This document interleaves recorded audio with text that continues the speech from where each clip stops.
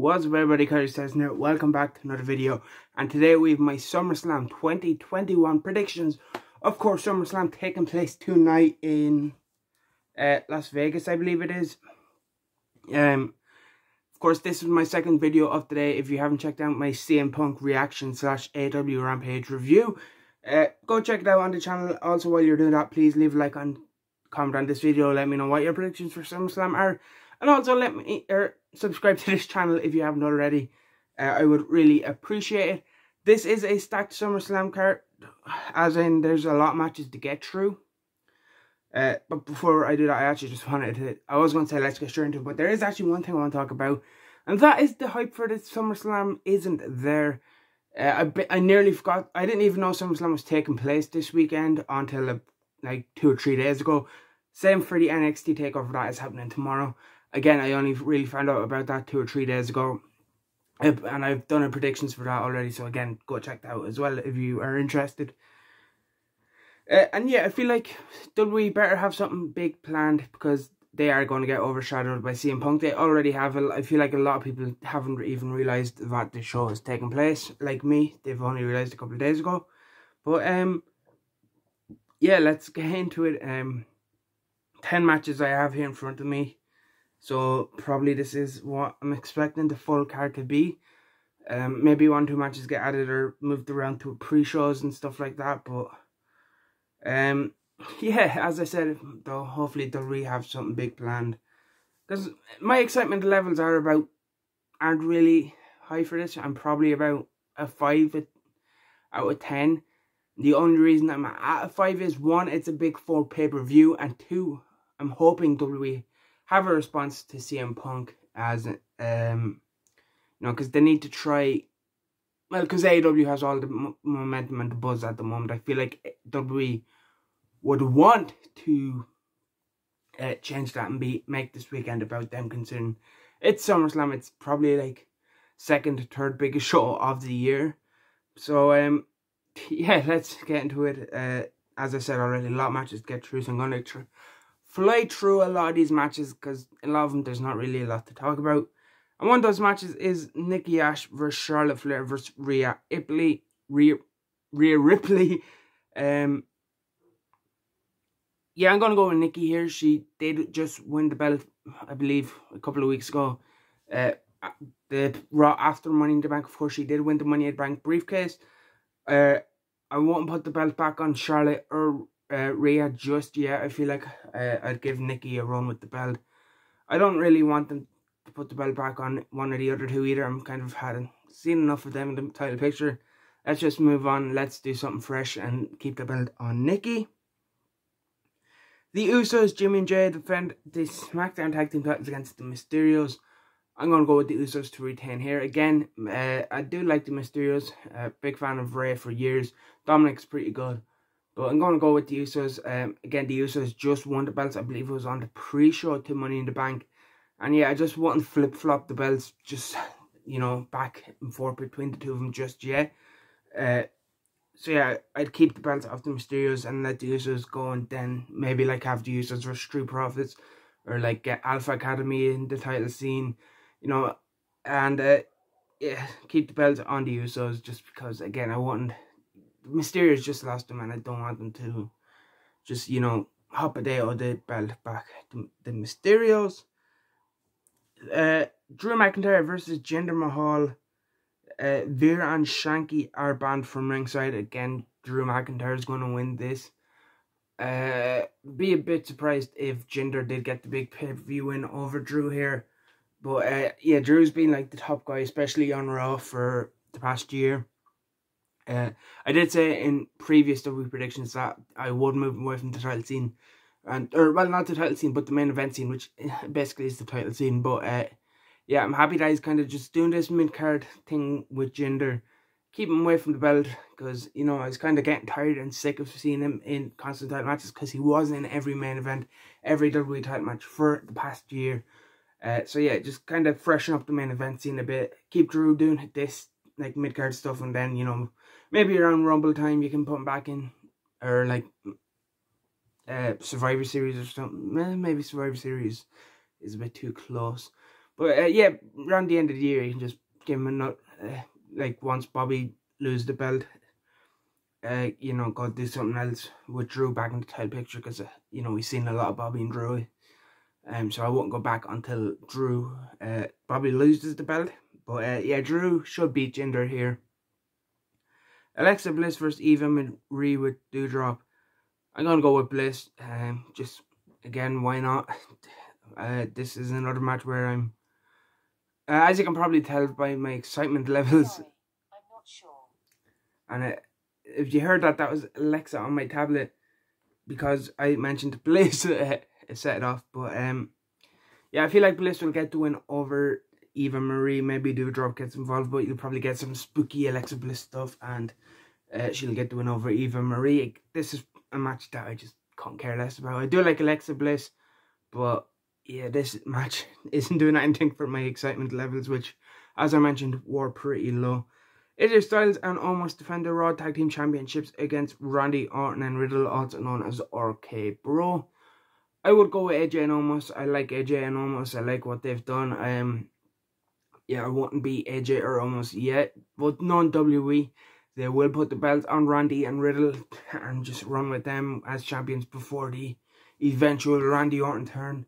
But yeah, I'd keep the belts on AJ and Omos, and because if they lose the belts, what do you do with AJ? You know, Lashley is a heel, so do you, and you know, you'd have to split him and Omos if he was going after a heel champion. Same goes for like Roman on SmackDown if you were to draft AJ over. But like, so yeah, I wouldn't like split them. And I like struggle to see what you do with AJ, because especially he's on Raw at the moment. A lot of the champions are heels. Just looking at the card, you know, United States Champion Sheamus, WWE Champion Lashley, even on the SmackDown side of things, I think Shinsuke just won the IC title, so maybe you could do, if you do draft them over, you could do that. But yeah, I'd keep the belts on AJ and Omos and just have Orton turn here and go with Orton and Riddle in a singles feud, instead of, you know, drawing it out and having them continue teaming just to get to that match eventually anyway. Sheamus versus Damian Priest for the United States Championship. I want Sheamus to retain. I'm Irish, of course. I love Sheamus, but I feel like Priest will win, and I probably, is it the right call? Maybe. Like, you know, a win here, giving Priest the belt could help elevate him. So I feel like it could, I feel like, I would say it would help elevate Priest, but does the United States Championship actually elevate anyone anymore? I don't know. Like, I honestly don't know if losing the United States title match does any harm to Damian Priest right now. Just like it just goes to show how far that belt has fallen in terms of how poorly that, and the IC title in general as well, has been booked. So yeah, like, I don't know. I think Priest will win. I probably would prefer Sheamus to win just because I'm Irish, and I like when Sheamus is like being used in a big role like he is. But yeah, I feel like Priest will get the win. But as I said, I don't really know if losing the United States title match. Normally I'm all for pushing the younger talent and trying to establish them as main event guys. But as I said, I'm not sure if losing the United States title match does that, or even if winning the United States title actually helps anyone anymore. So yeah, let's just go with Priest, even though I would rather Sheamus win. I feel like, now that I think about it, Damian Priest would be someone who could challenge Lashley even in defeat. You know, he's a face on Raw, and like I said, even losing the US title match, I don't feel like it would do any harm to him. And yeah, just like book him to win a fail forward #1 contenders match, and you can go straight into him and Lashley. So like, maybe I'm gonna change my mind. I'm gonna go with a Sheamus win. So what else do I have? Okay, I was just making sure I have all the big matches, or like all the kind of lower end matches I don't really care about, out of the way. And I'm going to go into probably the match I'm most interested to see, and that is the Rated R Superstar Edge versus Seth freaking Rollins. This one I can see going both ways as well. The build to this one has been a bit confusing.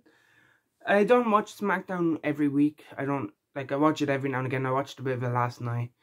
While I stand up for Rampage, I just put it on for something to watch.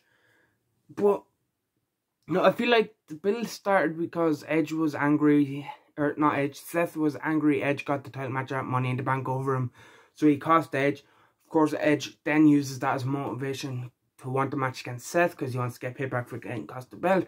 But also what happened 7 years ago when, Edge was out after he retired and Seth threatened to curb stomp him. I feel like that was the build, and then on SmackDown they transitioned into the freaky Brood stuff. Don't get me wrong, I loved the segment on SmackDown this week with the bloodbath and the Brood music, but I felt like it was kind of weird that was involved in this feud. I don't really see the reasoning behind it other than just get the nostalgia of the Brood music, the bloodbath and all that stuff. But yeah, it was good to hear the best music and one of the best musics in wrestling and the Brood theme. Yeah, but as I said, I just felt like it was a bit out of place in this feud, but it did make for a good moment that I did enjoy. But yeah, and the freaks come out and throw back to one of the old promos he got in the Broods. I'm not really sure why they went with that direction, but it was a good moment on SmackDown, so why not? As in terms of this match, I am expecting this to be a good one. Big Edge fan, big Seth Rollins fan, two great workers. I feel like they will work well with each other. Who do I think will win? Let's say Edge. Edge wins, Seth's angry, we run it back at some other time. So yeah, let's just go with an Edge win, just because again, this is another one I honestly don't really know. Because I feel like this is one, maybe Rollins wins by cheating and we run it back. But I feel like this is one that will be run back 2 or 3 times, because what else do you do with Edge and Rollins right now? I don't really know. So I'm just gonna go with Edge. Bianca Belair versus Sasha Banks. This is happening. I know there was me talk that won because they were missing out from a couple of house shows, but Bianca was on SmackDown last night. I can't remember if Sasha was. I'm gonna go with Bianca to retain. This should be a good match. They had a great match at WrestleMania. I'm expecting more of the same here. And yeah, I won't put the belt back on Sasha yet. She did lose it to Bianca at SummerSlam, but again, if you put the belt back onto Sasha, you're just kind of going back and doing what you were doing last year when she did have the belt. And again, but yeah, I just keep the belt on Bianca. I wouldn't put it back on Sasha, even though I like Sasha, I just won't put the belt back on her. Just again, kind of keeping the women's division fresh. Toni Storm came up, had one match and has pretty much disappeared. I was kind of hoping we'd see Bianca Belair versus Toni for the belt. You could have so yeah, I'm kind of interested to see what happens with Bianca, or who steps up the challenger after Sasha, especially with Bayley being out for so long. And then we have the 2 World Heavyweight title matches, which one I'm excited for and the other I'm half excited for if they do it the right way. The one I'm half excited for is Bobby Lashley versus Bill Goldberg. I do not care for Bill Goldberg matches. Bill Goldberg doesn't really have any nostalgia to me. I've seen, when I was growing up, I had a couple of DVDs and all with Goldberg on them, but from his 2002 run or 2003 run with WWE, whatever year it was, so I didn't grow up during the Attitude Era. So yeah, I don't really get the nostalgia for Goldberg. And his matches aren't really, some of them can be good. There was a good one against Lesnar where I think it was the WrestleMania one where they got 5 minutes. I'm not a big fan of overly short, just spear, jackhammer, 1, 2, 3 type of matches. I like when there's at least a bit of back and forth. But I'm going to go with this should be a spear, 1, 2, 3 match. But not for Bill Goldberg. Bobby Lashley, the almighty WWE champion, should beat Bill Goldberg in under 5 minutes. Just have Bobby go out there, dominate Goldberg, and say, I'm the almighty one. I am the new dominant factor in WWE. yeah, that's just personally what I would do. You know, you get Bobby over as a monster, the almighty, the big WWE, dominant WWE champion that he is. Whether or not they do that non-WWE, they'll have Goldberg win it just to lose at the next Saudi Arabia show. But yeah, personally, I'd keep the belt on Bobby and have him win in dominant fashion. And then main event, John Cena versus Roman Reigns is a match I am looking forward to. You know, WWE wasn't the same without Cena. Like, they were missing that big star presence. And you know, Roman was the one who's meant to fill that void. But it didn't work for him as a face, and now he is the heel.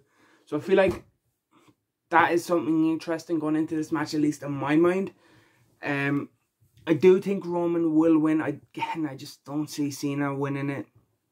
Actually, no. In fact, I do see Cena winning it, just so he will become 17-time champion.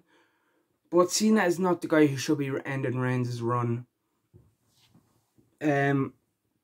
You know, it should be like a Cesaro or a Big E. I've been saying this for months. If you go back and watch my previous WWE predictions, like Roman Reigns' big run as champion, he's held it for so long. It should be used to elevate one of them and have one of them win it 1, 2, 3. I'm not even saying have, you know, Roman down and Big E cashes in that way. Like, no, a full-on proper match wins clean. So yeah, I'd have Roman win here over Cena. And I did say I didn't mention this, but I seen someone saying something, imagine Big E cashes in on Goldberg, which would be fun, but I don't want Goldberg even to hold the belt for like a minute. Again, just because I'm a big fan of Lashley's run, kind of like Reigns, it should be someone else who should get the belt from him, in my opinion, anyways. You know, like a Big E. Like, I just don't want to see Goldberg win the belt. I don't want to see Cena win the belt. No, I want these big title changes to happen and mean something. Because Lashley and Reigns have both been big dominant champions. A win over them will instantly, will establish someone as a main event player, at least in my opinion. But yeah, I'm going to end the video here because I'm going to just keep rambling on about this. Because I've mentioned it loads of times in previous videos. That is it for my SummerSlam predictions. Let me know what you think in the comment section below and let me know your predictions. Leave a like, comment, subscribe, and I will see you in the next one.